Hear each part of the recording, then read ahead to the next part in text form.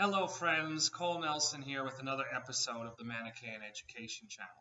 And today we're going to be talking about how Manichaeism, or Manichaeans, should dialogue with and interact with atheists and skeptics. I was inspired to make this video after watching a recent YouTube video on a channel called The Line, which is apparently a sort of YouTube hub or channel that does call-ins from believers that debate or talk with atheists and skeptics. And specifically, this episode, which I will share in the comments, a link to, an individual named Austin called in to hosts Matt Dillahunty and Darante Lamar. Now, Matt Dillahunty, who I will talk about here, apparently was the host of a significant program also in Austin, not to be confused with the color named Austin, called the Atheist Experience. And he often is on the line, and he's a secular humanist and big-time atheist. But Austin called in with the bold assertion, and I'll even call it a bold assertion. He called in with the assertion to the host. He said, "The two principles of Manichaeism are true." Now, as you know, Manichaeism is the religion of two principles and three times, right? That is another way of referring to the religion of two principles and three times. The two principles, of course, light and darkness, or spirit and matter, or good and evil. And he, Austin, equated the two principles with entropy or randomness and disorder. And indeed, the principle of darkness in Manichaeism is often equated with disorderly motion. And then he equated the light with the principle of order. And Austin's assertion was pretty much that if there is disorder and there is order, then the Manichaean religion is true because the two principles are true. And of course, the skeptics, Matt and Darante, rightly, I will say, said, well, there's, even if we granted that there's order and disorder in the universe, right, there's a lot more to Manichaeism than just that. And a lot of religions, they would say, would grant that there's order and disorder in the universe. And they say physics may grant this. So why shouldn't Austin just believe in physics, right? And just what is demonstrably true, right? Obviously, secular humanists and atheists are usually empiricists. They only believe that which can be proved through the senses and through repeatable results, right? The scientific method. And so they would say, why believe all this extra stuff, like the soul? In fact, Matt Dillahunty gives five particular Manichaean beliefs. He says Manichaeism also believes in the soul, believes in a paradise, or what we would call the realm of light, believes that it's a sin to procreate, believes that there's a cosmic struggle between the two principles, light and darkness, i.e. that these two principles are in a sense personified and are engaging in combat, right? They have diverse goals, right? Because they are personified, and because they have different goals and intentions, and this creates conflict. And finally, that the two principles exist, chaos and order. And he said, if I grant one, the fifth one, but the other four are not true, or are not demonstrably true, then why should I believe Manichaeism? In fact, he would say, if a person, he says, presents to you 5 things and 4 are false and 1 is true, right? Do you think you would have like what was the lawsuit he said? You know, like, not definite, but like, you know, they sold you a wrong bill of goods, right? If you were told these 5 things are true and you buy the product or you buy into it and then you find out 4 are false, well, just because 1 is true doesn't mean you can't get them on false advertising. Obviously, there's false advertising. So, I applaud Austin for reaching out with the idea of Manichaeism to the public and to this group. As many people know, my own efforts at popularizing Manichaeism have been largely restricted to people who already believe, and especially to those who have a Christian background. But how should we really approach non-believers and skeptics? Was Austin's approach here the right one, to just go and boldly assert this? And then, honestly, you know, the enemies of Manichaeism have always found within Manichaeism something to mock. And in this video, if you watch this video, we'll see that Darante and Matt pretty much make fun of Manichaeism. They're laughing, you know, at one point when Austin says, you know, that Manichaeism is beneficial to society, because they find it humorous, because one of the tenets of Manichaeism, right, is that reproduction is sinful. And so they say, well, you know, what society would there be even if you follow Manichaean principles to the letter? Okay?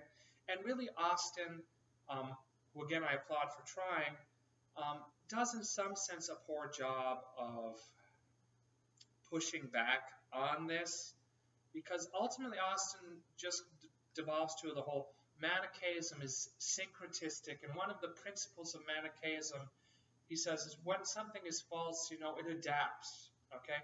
But, you know, Manichaeism, as Matt and Darante likely surmise, has core convictions, right? So it's not just an amorphous blob that just takes on whatever is presented to it. I mean, like, if that were the case, Darante and Matt would have a great case to be Manichaean, because they would say they just embrace something when they find it true. You know, they would say they come at things without preconceptions, without axioms or necessarily, or, you know, presuppositions that are presupposed, and that are convictions or beliefs that are not, I don't want to say not questioned, because one should always examine one's beliefs and have a basis, a rational basis for them, okay? But I would say beliefs that are not based purely on observable phenomena, on demonstrable proofs, and that are demonstrable via empiricism and the scientific method, right? You know, at one point, interestingly enough, in the whole dialogue, Plato comes up, right? Because Austin says, well, Manichaeism is not just religion, it's philosophy. And Matt Dillahunty says, well, you know, I'm heavily influenced by David Hume, and I sometimes maybe be tempted to call myself a Humanist, but I don't just believe everything Hume said because Hume says it, and we shouldn't even believe everything Mani says just because Mani says it. What Mani says should ring true to us for us to believe it, right? Manichaeism has never been a belief, a system in my mind of believe without question. Even if, when Augustine was attracted to Manichaeism, it's because unlike the Christianity of his mother, the native Christianity in North Africa, either the Proto-Catholic or the Donatist Christianity, it was a Christianity that Manichaeism seemed to welcome questions and say it had an explanation for everything. Indeed, I'll be honest that in the early years, Manichaeism often did present itself as a sort of science, as a sort of understanding of the cosmos, right? Now, I no longer advocate looking at Manichaeism as a strict science, but there are what I would call alchemical, right, truths in it. An important part of understanding Manichaeism, for instance, when it condemns the drinking of wine or the eating of meat, right? Manichaeism has an understanding. In many ways, Manichaeism is materialist. Manichaeism has an understanding that more or less you are what you eat, right? It has an understanding that what you take into you becomes part of you, all right?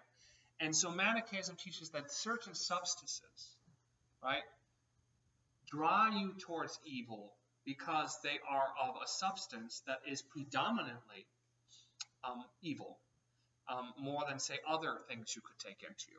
And it will apply this not only to food, but even to, we would say, our external influences, right? Sounds and sights, okay? It's better, we could say,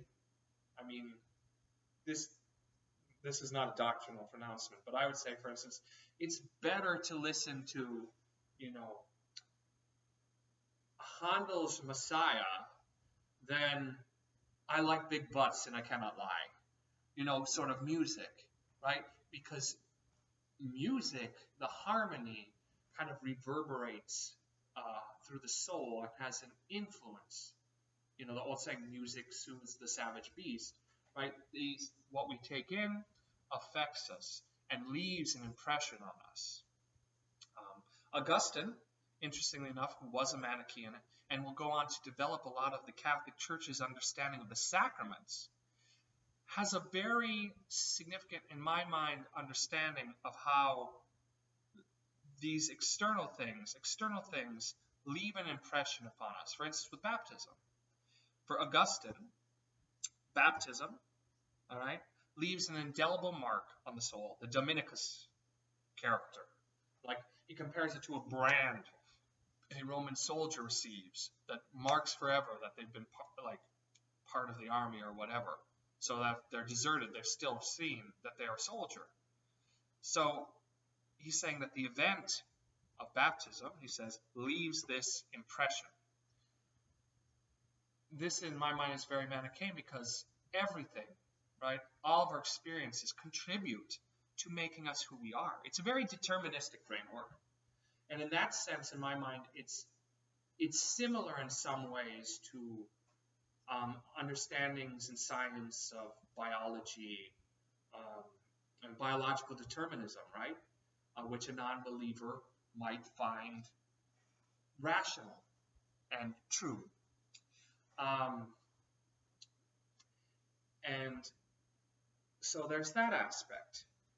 And ultimately, though, why we believe Manichaeism, okay, we should be able to demonstrate that it's rational.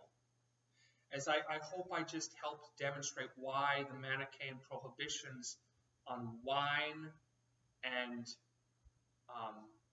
meat could have a rational basis. And I want to touch on here, in the video, okay, Matt makes fun of the religion. He says, well, if I've had meat or if I've had sex, blah, blah, blah, or wine, well, why should I convert to Manichaeism now anyway? Because doesn't it mean I won't get to paradise, but we have to be reborn anyway? Well, first and foremost, Austin seems to say yes, which is not right. Okay? Because we are in a process, okay? Manichaeism teaches that, and this is why, for instance, one reincarnation can be better than another, even though, it's not just like you reincarnated randomly, or you go to the realm of life. No. Your reincarnation, your cohesion of your true self, your soul or your light self, right, will vary to degrees, okay, based on to what level you have advanced, okay? That's why, for instance, one of the promises of a hero who's devout is that he may incarnate as an elect, because he has made advancements. But one significance is that at any point in your life, you can start making that advancement. You could become an elect at any point in your life. And who's to say you will not attain to that alchemical level, right, where you've reconfigured your makeup, yourself, your character, to such a degree that you now have the character that does survive the disassembling that happens at death, and so can, travel, up the column of glory, board the ships, and descend to the realm of light, right, and survive that and reach paradise or the realm of light. And in the video, Austin, bless you, but when you say, you don't have to want paradise, there's no reason why you necessarily should want paradise. Paradise isn't really the goal, is pretty much what he's saying. Whereas Matt's like, yeah, paradise obviously is the goal of Manichaeism, or they wouldn't say it is. And he's right. Matt is right that the goal is to get to the realm of light. And why should you want to get to the realm of light? This is what, sadly, Austin didn't have an answer for. And it's so important that we have an answer for. And that's because when we get to the realm of light, right, there's perfect reintegration with the source and sum of everything. The Father of greatness, whose face we finally can behold, who finally can open his face and behold us because we are past the point of suffering, right? And we can reintegrate with the source, kind of like a Neoplatonism, the reintegration with the Neoplatonic monad or one, right? And that reintegration, okay, brings with it a sense of tranquility, peace, satisfaction, and wholeness. Yes, it does also bring with it, and this is controversial to some, the loss of the sense of differentiation between oneself and the rest of the good principle. At the highest level of spiritual attainment, what we may call, what a Buddhist may call nirvana, well, that's almost like non-being, but it's not entirely unrelated. Or moksha, or Hindus, or whatever, where one returns to Brahma, or what Augustine said about the restless heart, thou hast made us for thyself, and our hearts are restless till we rest in thee. At that highest level, there's a union between that which is known and the knower, such that the knower is one with what is known. There is no longer two, but one. As we're fragmented parts of the one, right, the light that is trapped in darkness, we are seeking to return to the whole. Now, why should this be appealing? Okay, how can we make this appealing to, this sounds like a bunch of mystic mumbo-jumbo to a atheist, okay? But I will compare it to this. When we're thirsty, when we have these desires or cravings, nature has shown that there's always something that is its correspondent. If you thirst, water satiates it. If you hunger, food alleviates it, right? If you are suffocating, air fixes it, all right? Every desire that we can naturally experience has a natural corollary that satisfies it. Now, I would say that human beings have a natural desire for purpose and satisfaction. We are restless in life. As Augustine said, our hearts are restless. We're restless. We're constantly flittering around looking to satisfy some craving. And yet, at our core, what do we desire? Well, is to be satisfied. Therefore, my friends, there must be something that finally gives us that satisfaction, that stillness, that contentment we crave by nature. And that thing we call God. All right? That would be the Father of greatness, the return to the realm of light, the movement from being entrapped in this experience of disunity and fragmentation, and yes, individuation, to rather returning to a experience of oneness, unity, stillness. And this, you find this indeed, Manichaeism said, for instance, there is truth in the religions of Zoroastrianism, Christianity, Buddhism, and we may say also in great philosophies like Platonism. And you find this at the core of most mystic traditions, this craving to reunite with the source and to attain, whatever you want to call it, the beatific vision, the satisfaction that comes with theoria, with seeing and reintegration with the divine. So you should want paradise. You should want that. But that can only happen. That can only happen. And the Manichaean disciplines are designed to make it possible for you to overcome this that can only happen when you stop defining yourself by limitation, by your body, by defining yourself as your body or as your flesh, your cravings, etc. You have to instead see that you're much larger than that, your soul, the world soul even, the anima mundi, which is the suffering Jesus, the Jesus patabilis, the light crucified everywhere in this illusion of plurality.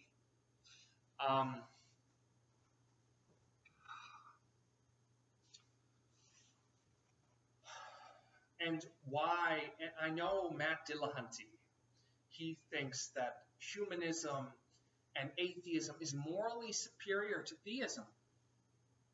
He does. He thinks that. And that was part of the video. That he even finds Manichaeism morally repugnant because it seems to tell you to deny core parts of the human experience, like sex, right? That it says perfection would include denying oneself sex and contributing to the suffering of others via procreation, because procreation, the child carries with it the illusion of individuality and the suffering that comes with that, of being separated from things. The suffering, we can only experience suffering as we perceive ourselves as individuals who can be impacted by other things around us, right? So he says Manichaeism is evil and that secular humanism is morally superior than theism generally and Manichaeism in particular. But what does secular humanism ultimately boil down to, right? Ultimately, you want to make human beings, you value them, right? You have empathy, but what your decisions are formed on what's going to be best for the most people, what enriches your life here on Earth, like an enlightened Epicureanism, as it were, right?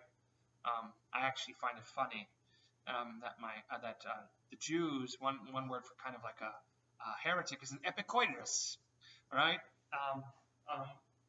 Epicurean, where you have this like enlightened approach to pleasure. You get the most out of physical satisfaction without, of course, destroying yourself through overindulgence.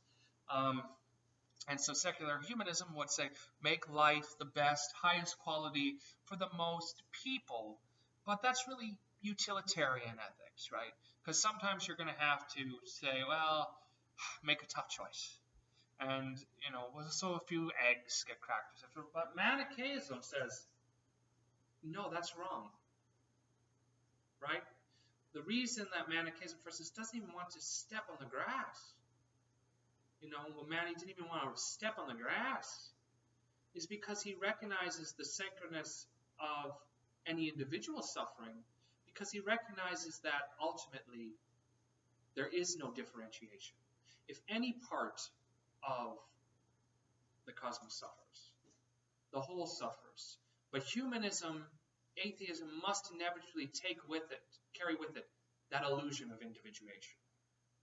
For instance, if you're an atheist and you have to choose between your suffering or someone else's suffering, or even between multiple people's suffering and your own suffering. Yes, an enlightened person might grasp that it's better, logically, that fewer people suffer, and that you choose heroically to suffer. But really, is there any moral imperative to do that? Where is this transcendent morality? Wouldn't any sane person then choose to alleviate their own suffering? Right? When it doesn't hurt, you may pursue policies that pursue the most good. But when it hurts, and there's no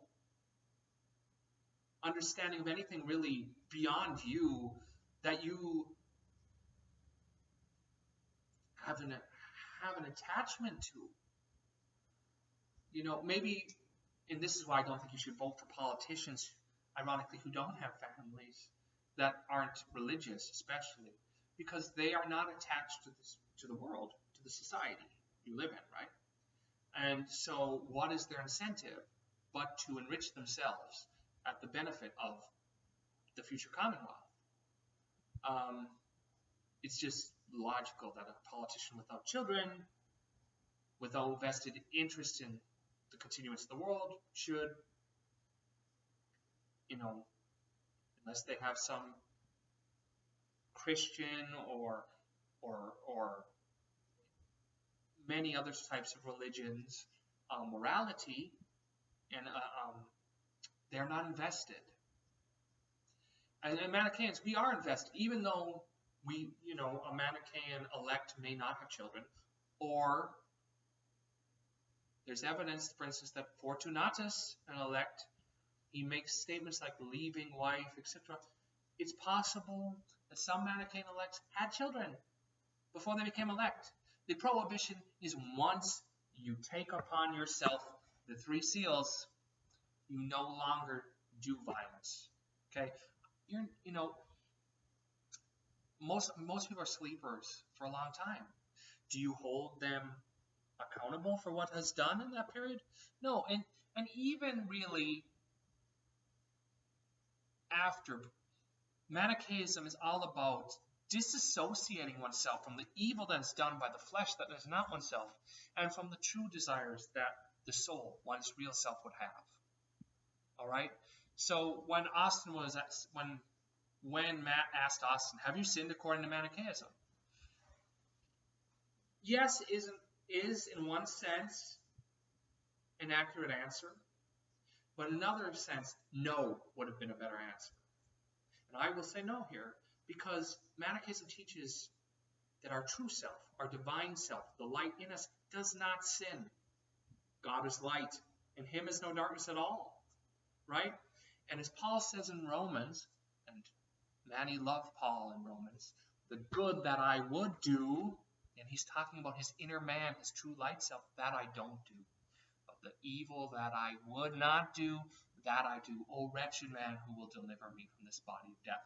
And this is exactly where Manichaeism is the most compassionate, most empathetic of all religions, and which is why I myself have this abiding attachment to and appreciation for Manichaeism. Because Manichaeism recognizes that within us you have these conflicting poles. But it tells you and empathetically says, identify with the good. Because if you define yourself by the sins you've done, by your moral failures, you're going to judge yourself in that light, and you're never going to have the self-esteem to rise and do differently. Manichaeism says, no, within you, within the worst individual, there is some light. And that is their true self. The darkness, the differentiation, the illusion of separateness that they have and carry with them, that traps them, that prevents them from seeing the enlightened whole picture, that's the darkness. And so we always have pity, empathy on ourselves and on others when we sin. And we say, no, my true self is not the one who did that. Your true self is not the one that did that. Your true self, right, is like Jesus, right? The one who did not sin, who was like us in all things, right? Yet without sin, as Scripture says. And the new man whose image we're being conformed into, man he would always equate with Jesus, who shows himself, which Paul says, well, he was in the form of, although he was in the form of God, right? He did not deem equality with God as something to be grasped or jealously held on to, but emptied himself, taking the form of a servant, right? In like manner, Manichaeism says that the fact that we have entered this realm of plurality, okay, and carry with us this illusion of difference is because we ourselves willingly chose for the benefit of the greater good to allow ourselves to be subjected to this. So whenever you sin, you can say, yes, I've been brought into this bondage, and even willingly, but it was for this noble purpose. And my true self is that heroic individual who sacrifices himself and does not sin, right?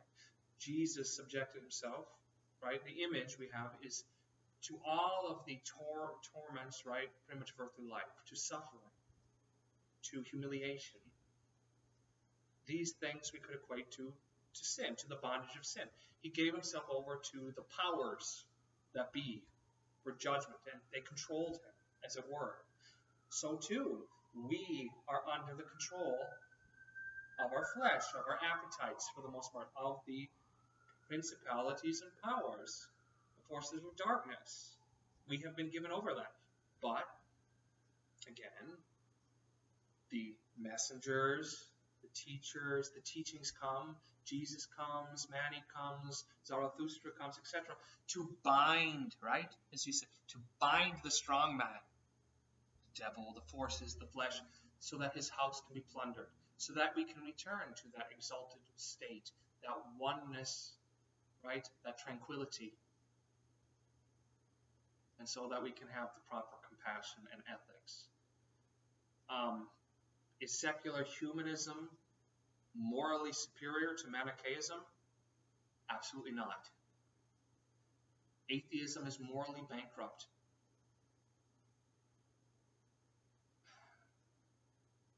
I'm almost reminded of More's Utopia, right, which tolerated all religions, he said, the utopians, except atheism wasn't viewed fondly of.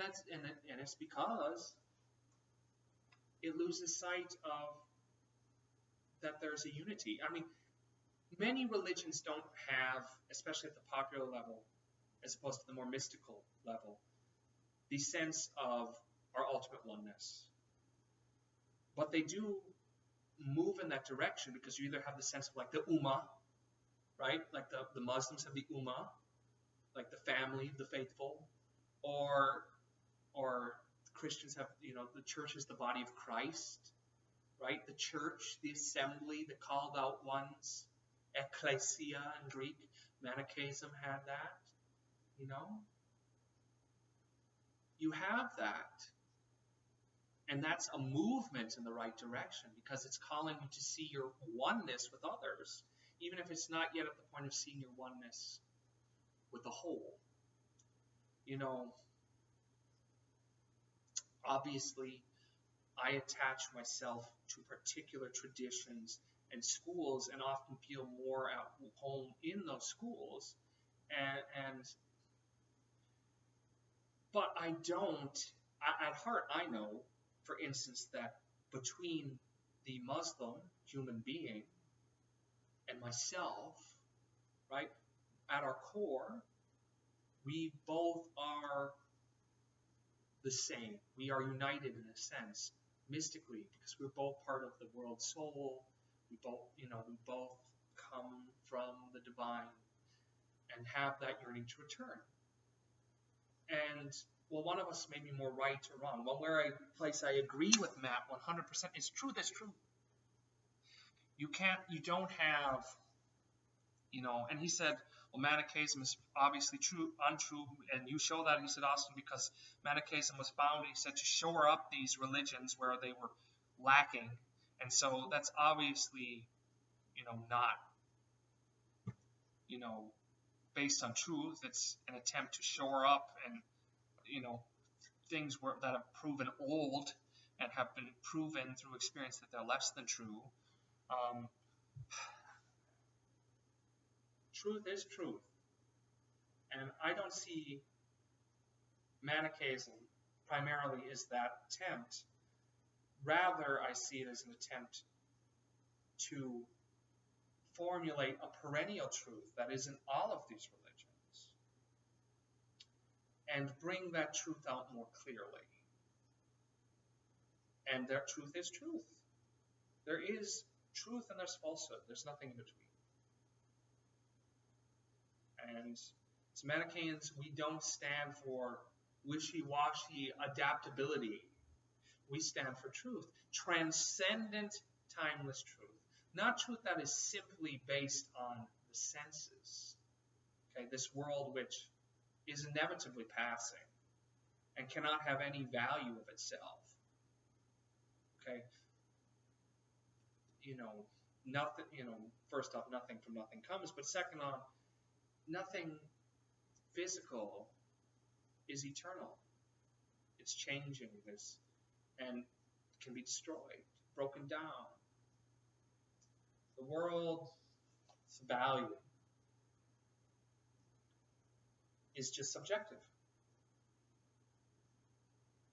If we regard its material state without anything higher. And so Manichaeism, again, I would say, is more true, more meaningful, more valuable. So, and let's address a lot of this stuff about, for instance, the sin of procreating. We had whole Manichaean societies, okay? You had the Uyghur Cognate. Did people procreate? Yes. Okay? Yes, they did. Sin is inevitable in Manichaeism, okay? Sin is pretty much inevitable. You're in a body, all right?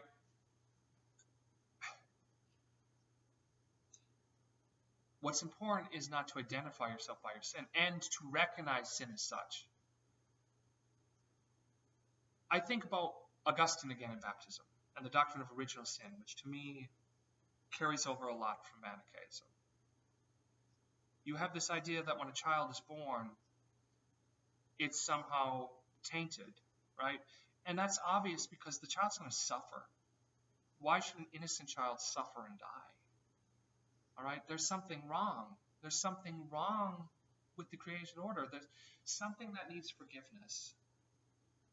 So when you have a child, yes, the child is up. There's lots of good in that child, but there's a sense of dread that everyone who has a child, for instance, must experience, knowing they're responsible for every pain and suffering that child will experience. The elect are just those who refuse to participate in the system any longer. The system of perpetuating suffering, which comes with the sense of difference. Buddhism is kind of like that. Nirvana, the cessation of craving, right? They have this idea that the wheel, samsara, reincarnation is just the perpetuation of craving that creates suffering, right? And we have that sense too. And the elect are just those who won't play that game anymore. And we ask the regular Manichaean, you do not expect it to stop sinning, although we hope that you make progress. I myself am a sinner. All right?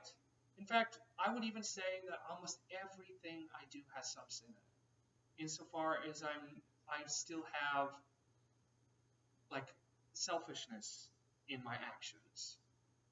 Right? I'm not purely altruistic in hardly anything I do. And I admit that, mea culpa. No, my fault, my bad. But where am I going? But at some point it has to stop. The suffering, the selfishness, the sense of difference needs to stop. And that's what Manichaeism points us to. A higher morality, a higher consciousness. And this was what I would ask our atheistic listeners, our skeptics, to consider. To look within themselves and see if they have that craving I talked about, as truly as they have a craving for food, or water, or sex, or air, and ask themselves, does that not too have a corresponding fulfillment? And is not Manichaeism, and even the other religions, pointing the way to finding satisfaction for that craving? May the Father of greatness, and the living Spirit, and the Son, our Lord Jesus, the splendor, the luminous, bless you. Be well, friends. Peace.